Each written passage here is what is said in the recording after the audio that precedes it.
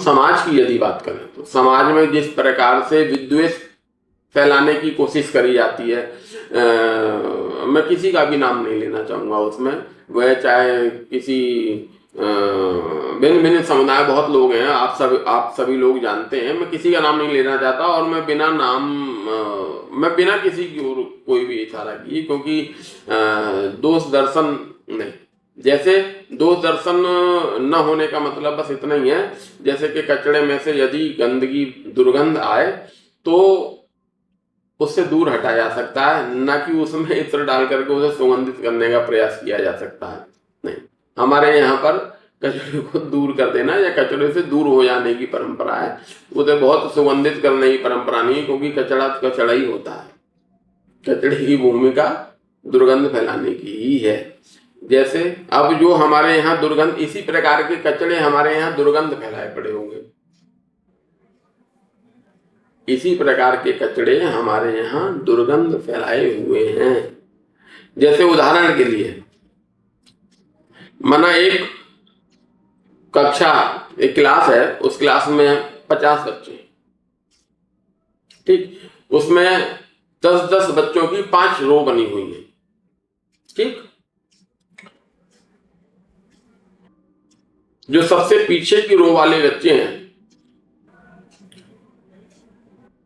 उनके मन में असंतोष उत्पन्न हुआ कि भाई यहाँ पर ये एक बहुत कॉमन बात आती है कि भाई हमारे घर वालों ने, हमारे गार्जियंस ने भी उतनी ही फीस दी है जितनी फीस आगे बैठे वाले बच्चों के गार्जियंस ने दी है, तो हम पीछे क्यों बैठे।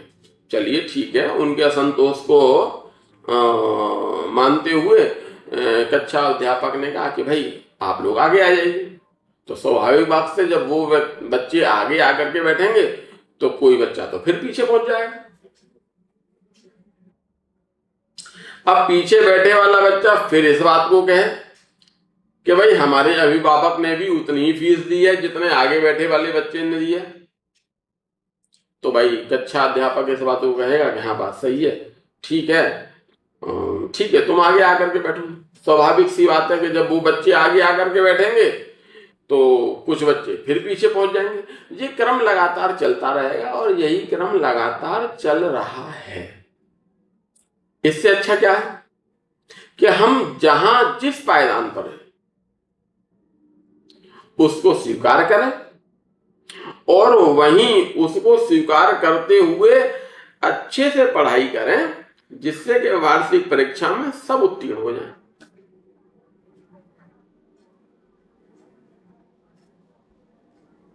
न कि पूरे साल भर केवल अपनी जगह निश्चित करने के लिए संघर्ष करते रहे। हमारा जीवन केवल अपनी जगह निश्चित करने के लिए संघर्षशील हो रहा है और अंततः जीवन खत्म हो जाता है, संघर्ष खत्म नहीं होता और हम सब फेल हो जाते। मैं राजनीति की बात नहीं करना चाहूंगा, मैं केवल समाज की ही बात करना चाहूंगा। हम जहां जिस पायदान पर खड़े हैं, किसने रोका है हमें अच्छा काम करने से? किसने ये कहा है कि नहीं तुम लड़ो ही लड़ो आपस में?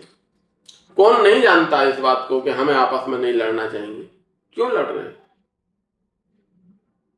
अच्छा काम करने से किसने रोका है?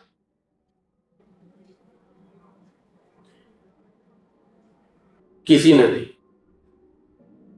तो इसलिए हम जहां हैं, जिस स्थिति में हैं, जिस पायदान पर खड़े हैं, उस पायदान को स्वीकार करें और उसमें उपलब्ध परिस्थितियों के अनुसार अच्छा काम करने का प्रयत्न करें।